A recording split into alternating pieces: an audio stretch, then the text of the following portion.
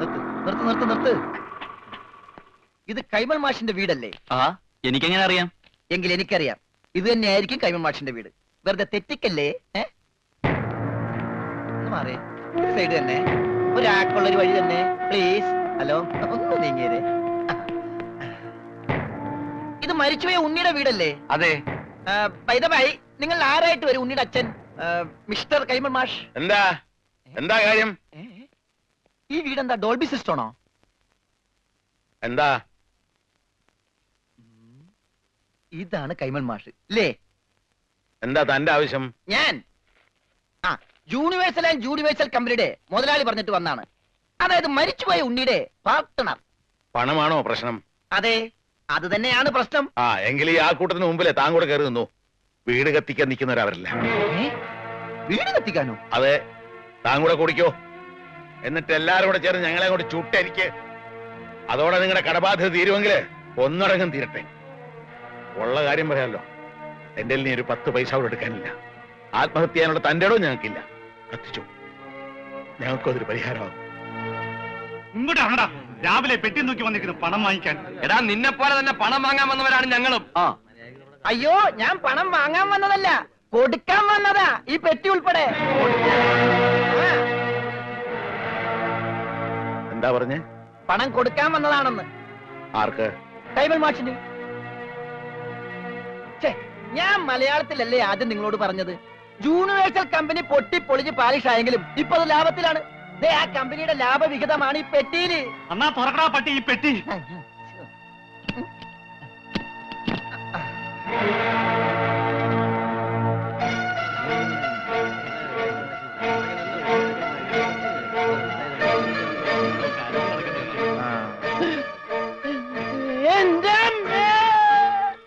ഉണ്ണിയുടെ എല്ലാ കടവും വീട്ടാനുള്ള പണം അവിടെ എത്തിക്കഴിഞ്ഞു.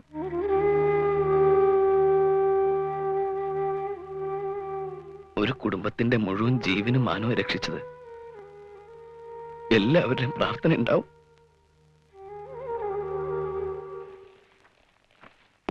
നമസ്കാരം. ഈ സദാശിവൻ കൈമളുടെ വീടല്ലേ? എന്താ? സദാശിവൻ കൈമൾ ഒന്ന് കണ്ടേച്ചു പോകാന്ന് കരുതി. ആള് ഞാനാ.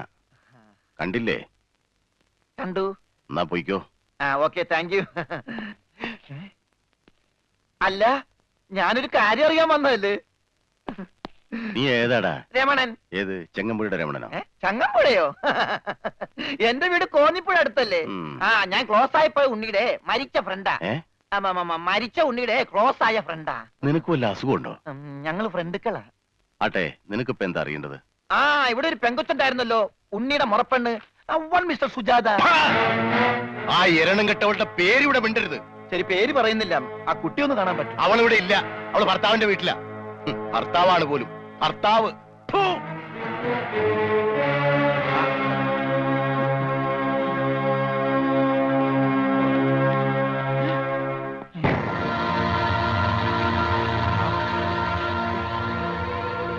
അവൻ ഇവനല്ലല്ലോ അവൻ.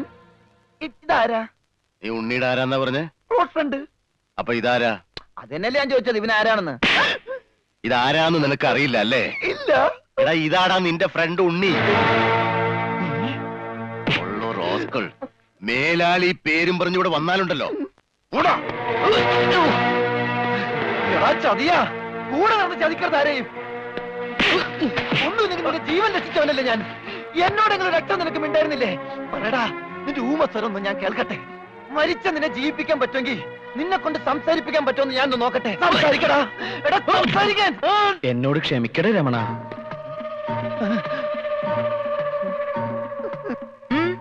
എന്താ ഇവിടെ? കണ്ടുപിടിച്ചു. എന്റെ ബുദ്ധി ഉപയോഗിച്ച് ഞാൻ എല്ലാം കണ്ടുപിടിച്ചു. ഇവൻ മിണ്ടി. അതൊക്കെ അവിടെ നിൽക്കട്ടെ. എന്താ, ഇനിയും ബുദ്ധി ഉപയോഗിച്ച് വല്ലതും കണ്ടുപിടിക്കാനുണ്ടോ? ഉണ്ട്. ബുദ്ധിയുടെ കൂടെ കുറച്ച് സോപ്പ് ഉപയോഗിച്ചോ. തുണി എടുത്തിട്ടിട്ടുണ്ട്, അലക്കിക്കോ. എല്ലാം ഞാൻ അലക്കും. ഭർത്താവാണ് പോലും എന്നും പറഞ്ഞൊരു തുപ്പും തുപ്പി. ഏതായാലും അമ്മാവനും അവളുടെ ഭർത്താവും തമ്മിൽ തീരെ യോജിപ്പിലല്ല. അല്ലെങ്കിലും അമ്മാവന് ആരുമായി അങ്ങനെ പൊരുത്തപ്പെട്ട് പോവില്ല. എന്തായാലും അത് കഴിഞ്ഞല്ലോ. അവളുടെ വിവാഹം നടക്കണമെന്ന് ഞാൻ പ്രാർത്ഥിക്കാത്ത ദിവസങ്ങളില്ല. പാവം കുട്ടിയവള്. എവിടെയായിരുന്നാലും സന്തോഷമായിട്ട് കഴിഞ്ഞാൽ മതിയായിരുന്നു. അവളുടെ ഭർത്താവിന്റെ ഫോട്ടോ വല്ലതും നീ കണ്ടോ? ഫോട്ടോ ഒരു ഫോട്ടോ കണ്ടതിന്റെ വേദന ഇതുവരെ മാറിയിട്ടില്ല. നീ എന്നോട് മിണ്ടണ്ട, നമ്മ തമ്മിൽ ശരിയാവൂല.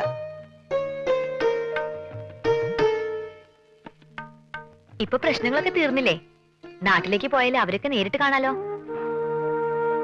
ഞാൻ ജീവിച്ചിരിക്കുന്നു എന്നറിഞ്ഞ വേറെ ഒരാളെ വിവാഹം ചെയ്തത് എന്നോട് ചെയ്ത് തെറ്റായിട്ടോ ചതിയായിട്ടോ ഒക്കെ അവൾക്ക് തോന്നും.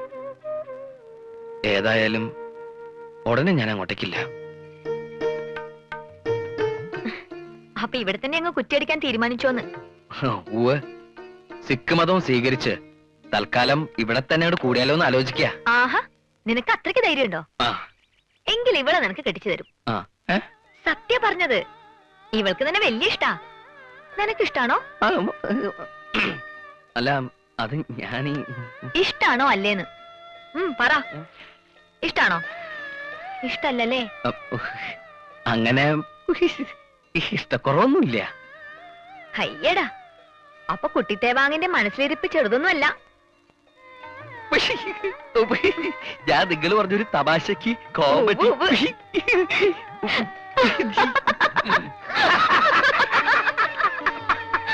ആക്കിയതാണല്ലേ? ഞാൻ ഊഹിച്ചു. എന്നെ ഇങ്ങനെ വെട്ടിലൊന്നും വീഴ്ത്താൻ പറ്റില്ല. ഞാൻ എന്റെ തുണി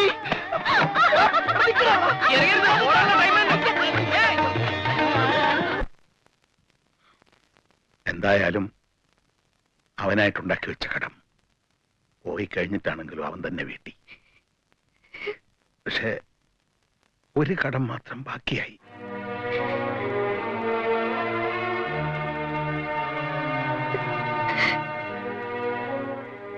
എന്റെ മോടെ കടം ഈ അമ്മാവൻ എങ്ങനെ വീട്ടുക? നിനക്കും വേറൊരു ജീവിതം വേണമല്ലോ. കഴുത്തിലൊരു ചരട് കെട്ടിയില്ലെന്നല്ലേ ഉള്ളൂ. കുട്ടിക്കാലം മുതൽ മനസ്സിൽ കൊണ്ട് നടന്നല്ലേ.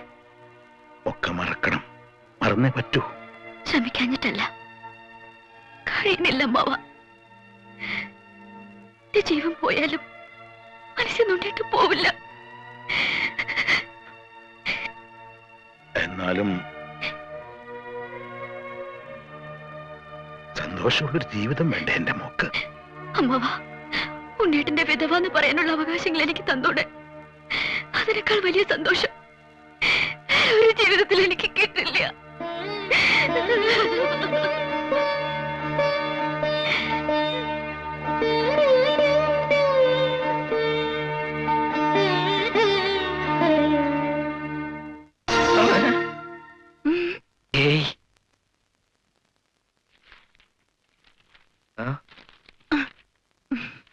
എരിയുന്ന കരളിന്റെ കനലുകൾ തിരയുന്ന സുഖം സുഖം എവിടെ? കൊള്ളാലോ. ഇതാരെ കുറിച്ചാ? എന്നെ കുറിച്ചോ? നിങ്ങൾക്കൊരു കവിത എഴുതാനെങ്കിലും എന്നെ കൊണ്ട് പ്രയോജനം ഉണ്ടായല്ലോ. എന്താ ഇപ്പൊ ഇങ്ങനെ ഒരു അഭ്യാസം?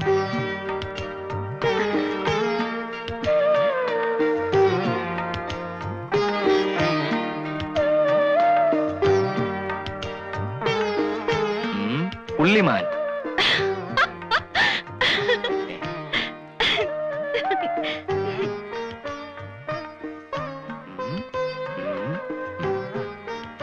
ഇനി കൊരങ്ങായിരിക്കൂ.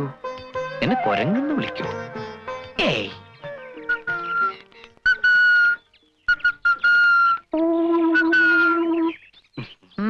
എന്താ?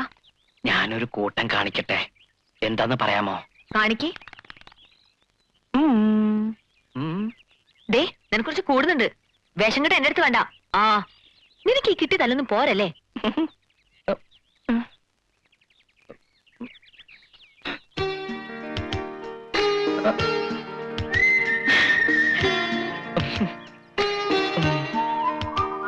ഇതെന്ത് പണ്ടാറാണാവോ?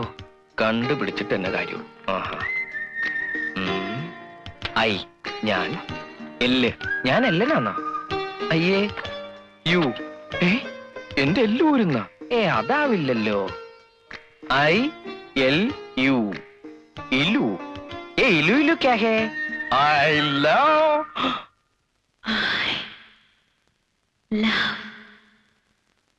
യു. എന്താ നിനക്കൊന്നും അറിയില്ലേ? അറിയാം. അവൾക്ക് അങ്ങനെ പ്രത്യേകിച്ചൊരു ഇഷ്ടമുണ്ട്. പക്ഷേ അവൾ അതിര് വിട്ടിട്ടൊന്നും. എനിക്കറിയാം എന്റെ കുട്ടിയെ.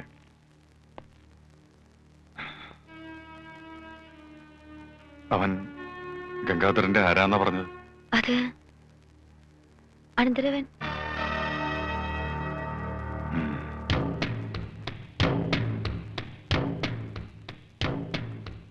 തന്റെ അനന്തരവൻ എത്ര കാലമായിട്ട് തന്റെ കൂടെ ഉണ്ട്? ഒരു 30 വർഷമായിട്ട് എന്റെ കൂടെ ഉണ്ട്. അപ്പോ അവൻ എത്ര വയസ്സായി? ഒരു 27-28, അതിൽ കൂടില്ല. കണക്കുകളൊന്നും ശരിയാകുന്നില്ലല്ലോ ഗംഗാര. പേടിച്ചിട്ടാ. പണ്ട് എനിക്ക് അങ്ങനെയാ, പേടിച്ചെനിക്ക് കണക്കേറ്റി പോകും.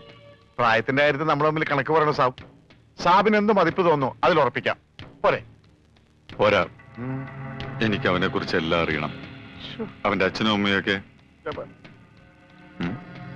അത് മാത്രം ചോദിക്കരുത് സാബ്, പറയാൻ എനിക്ക് വാക്കുകളില്ല.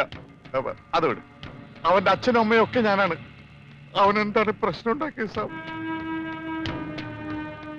എന്റെ സഹോദരിയെ കുറിച്ച് അറിയാലോ. അവൾക്ക് ആലോചനകളൊക്കെ ധാരാളം വരുന്നുണ്ട്. ഒക്കെ സ്വത്ത് മോഹിച്ച് വരുന്നവരാ. സ്വത്ത് കൈക്കലായാൽ അവൾ അവർക്കൊരു ഭാരവും.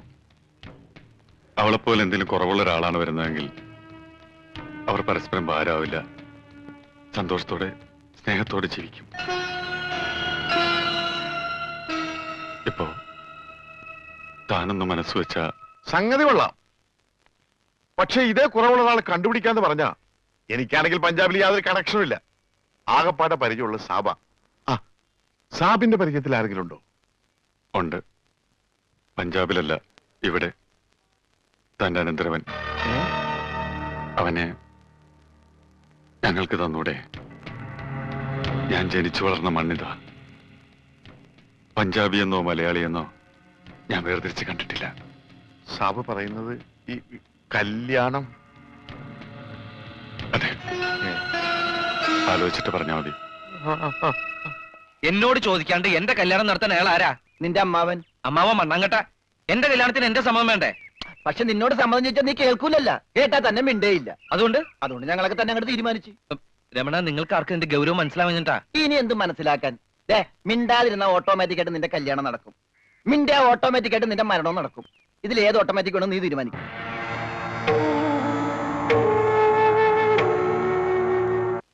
ആലോചിക്കാനൊന്നുമില്ല. ഇത് ശരിയാവില്ല. ഈ ബന്ധം നമുക്ക് ചേരില്ല. എവിടെ നിന്നോ വലിഞ്ഞു കയറി വന്നൊരുത്തൻ. അവനെയാണ് ഇത്രയും കാലം കാത്തിരുന്ന് പൊന്നാര പെങ്ങൾക്ക് കണ്ടുപിടിച്ചത്. അവളെ മനസ്സിലാക്കാനും സ്നേഹിക്കാനും കഴിയുന്ന ഒരാൾ. അതിനപ്പുറത്തേക്കൊന്നും ഞാൻ ചിന്തിക്കുന്നില്ല. സ്നേഹിച്ചാൽ മാത്രം മതിയോ? ജീവിക്കട്ടെ. അവൾക്കോ സംസാരിക്കാൻ കഴിയില്ല. കെട്ടുന്നവനും സംസാരിക്കാൻ കഴിയില്ലെങ്കിൽ അവരെങ്ങനെ ജീവിക്കും? എന്റെ ഈ നാവില്ലേ, അതവർക്ക് വേണ്ടി സംസാരിക്കും. എന്റെ ഈ കാതുകളില്ലേ, അതവർക്ക് വേണ്ടി കേൾക്കും. നിനക്ക് എടാ, ഈ വീട്ടിൽ ആരെങ്കിലും ഇവരെ തെറ്റ് ചെയ്താൽ നീയാണ് അവരെ ശിക്ഷിക്കുന്നത്. ഒരക്ഷരം പോലും എതിര് പറയാതെ ഞാനും അത് അനുസരിച്ചിട്ടുണ്ട്. ഇപ്പൊ തെറ്റ് ചെയ്യാൻ പോകുന്നത് നീയാണ്. നീ അനുഭവിക്കും. ഈ മനീന്ദ്ര സിംഗ് ആണ് പറയുന്നത്. നീ ഒരുപാട് അനുഭവിക്കും. അനുഭവിച്ചോളാം, എതിർക്കില്ല. ഈ സ്വത്ത് മുഴുവൻ ചാച്ചാജിയുടേതാണ്. ഒക്കെ തിരിച്ചേൽപ്പിക്കാം. ഇവിടെ നിന്ന് ഇറങ്ങിത്തരാം. ഈ പന്തലിൽ വെച്ച് അവളുടെ കല്യാണം നടത്താനുള്ള സാവകാശം മാത്രം കിട്ടിയാൽ മതി എനിക്ക്. നീ എന്താ പറഞ്ഞത്? നീ നോക്കി നടത്തിയതെല്ലാം, നീയായിട്ട് വലുതാക്കിയെല്ലാം വിട്ടിട്ട് പോവാന്നോ? ഈ സ്വത്തുക്കളെല്ലാം കിട്ടിയിട്ട് കിഴവൻ എന്തിനാടാ? നിന്നെക്കാൾ വലിയൊരു സ്വത്ത് എനിക്ക് വേറെ ഏതാ ഉള്ളത്?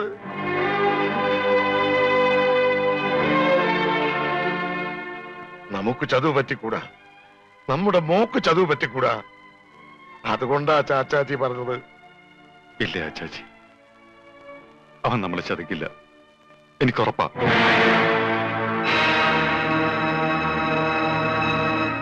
ഭയ്യ,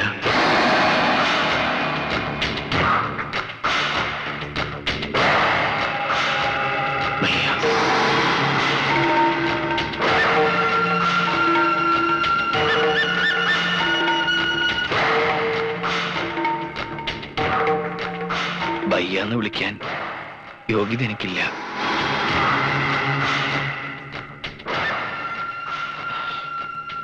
ഇത്രയും നാളും ഞാനൊന്നും കേൾക്കാതിരുന്നതാ, ഒന്നും മിണ്ടാതിരുന്നതാ. എന്റെ ഗതികേടും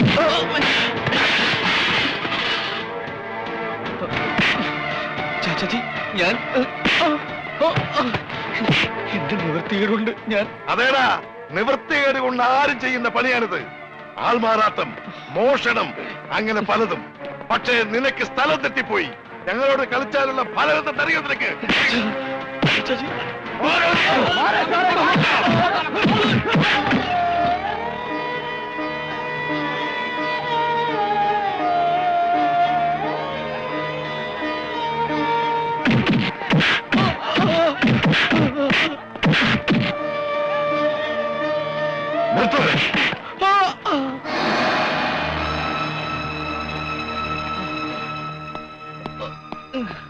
ഇപ്പൊ മനസ്സിലായില്ലേ ഇവന്റെ തലനിറം?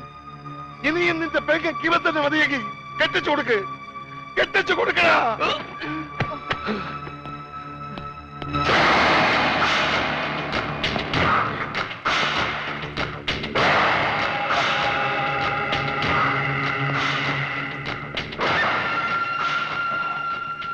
എന്റെ പെങ്ങൾക്ക് നിന്നെയാണ് ഇഷ്ടമെന്ന് പറഞ്ഞപ്പോ നിനക്കെങ്കിലും വയ്യാന്നൊന്ന് വിളിക്കാൻ കഴിഞ്ഞെങ്കിലെന്ന് ഞാൻ ആഗ്രഹിച്ചു, പ്രാർത്ഥിച്ചു. ഇപ്പൊ ഞാൻ ആ വിളി കേട്ടത് ഒരു കൊള്ളന്റെ നാവിന്നാണ്. പറയൂ, എന്തിനു വേണ്ടിയായിരുന്നു ഇതൊക്കെ? വയ്യ, എന്നോട് ക്ഷമിക്കണം. ക്ഷമിക്കാം, എന്നോട് ചെയ്തൊക്കെ ഞാൻ ക്ഷമിക്കാം. പക്ഷെ എന്റെ പെങ്ങളുടെ മനസ്സിലിടം കിട്ടാൻ വേണ്ടി അവളെ നീ വിശ്വസിപ്പിച്ചില്ലേ? സംസാരിക്കില്ല എന്നും കേൾക്കില്ല എന്നും. ആ ചതി ഞാൻ പൊറുക്കില്ല. ഇനി നീ സംസാരിക്കില്ല ഒരിക്കലും. നിങ്ങൾക്ക് എന്നെ കൊല്ലാം, അതിന് അവകാശമുണ്ട്. ഏത് വേദനയും ഞാൻ സഹിക്കാം. പക്ഷേ ഇപ്പൊ പറഞ്ഞില്ലേ അവളെ ഞാൻ ചതിച്ചു എന്ന്, അത് ഞാൻ സഹിക്കില്ല. ഒരു നോട്ടം കൊണ്ട് പോലും ഞാൻ ചതിച്ചിട്ടില്ല. അവൾക്ക് എന്നെ കുറിച്ച് എല്ലാം അറിയാം. അവൾക്കറിയാവുന്ന പോലെ എന്നെ ലോകത്ത് മറ്റാർക്കും അറിയില്ല. നീ പറഞ്ഞത് സത്യമാണെങ്കിൽ അവളും കൂടി ചേർന്നാണ് എന്നെ വെട്ടിയാക്കിയതെങ്കിൽ ഇനി എനിക്ക് അങ്ങനെ ഒരു പെങ്ങളില്ല. വയ്യ, അവളെ ഉപദ്രവിക്കരുത്. അവൾ ഒരു തെറ്റും ചെയ്തിട്ടില്ല. വയ്യ അറിയണം, സംഭവിച്ചെല്ലാം വയ്യ അറിയണം.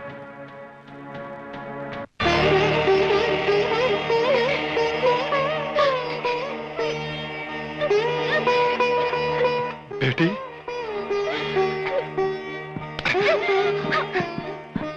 എന്താ ഇത്? നോക്ക്, നീ ഒരു തെറ്റും ചെയ്തിട്ടില്ല. നീ ഒരാളെ സഹായിച്ചു. ഈ വീടിന് മുന്നിൽ വന്ന് കരഞ്ഞിട്ടുള്ളവരെല്ലാം നമ്മൾ സഹായിച്ചിട്ടുണ്ട്. അതേ നീയും ചെയ്തുള്ളൂ. നിന്റെ ഇഷ്ടം ഏതാണോ അതേ നടക്കൂ. നിന്റെ സന്തോഷത്തൊക്കെ വലുതായിട്ട് ഈ പയ്യക്ക് വേറെ എന്താ ഉള്ളത്?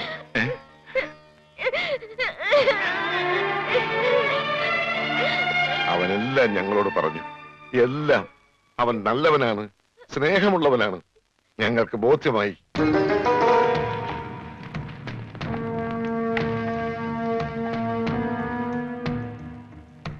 ഇതുവരെ നീ ഒരുപാട് കള്ളം പറഞ്ഞു. ഒടുവിൽ സത്യവും. അത് സത്യം തന്നെയാണെന്ന് ഞാൻ വിശ്വസിക്കുകയാണ്. ഈ കുടുംബത്തിൽ ഒരു അംഗമായി കഴിയുമ്പോൾ ഇതുവരെ നീ ജീവിച്ചത് എങ്ങനെയായിരുന്നാലും അതൊക്കെ മറക്കണം. നീ ഞങ്ങളുടേത് മാത്രമായിരിക്കണം. നിനക്ക് വേറൊരു അവകാശം ഉണ്ടായിക്കൂടാ. എല്ലാം സമ്മതമാണെങ്കിൽ ഈ കുടുംബം വിട്ട് മറ്റെവിടേക്കും പോവില്ല എന്നും ജീവിതകാലം മുഴുവൻ പൂജയോടൊപ്പം ഉണ്ടാവുമെന്നും നീ ഇവിടെ വെച്ച് സത്യം ചെയ്യണം. ഒരിക്കലും ലംഘിക്കേണ്ടി വരില്ല എന്ന് ഉറപ്പുണ്ടെങ്കിൽ മാത്രമേ ഈ സത്യം ചെയ്യാവൂ. എന്നിൽ അവസാന ശ്വാസം നിലനിൽക്കും വരെ ഈ കുടുംബത്തെയും പൂജയും വിട്ട് ഞാൻ ഒരിക്കലും പോവില്ല.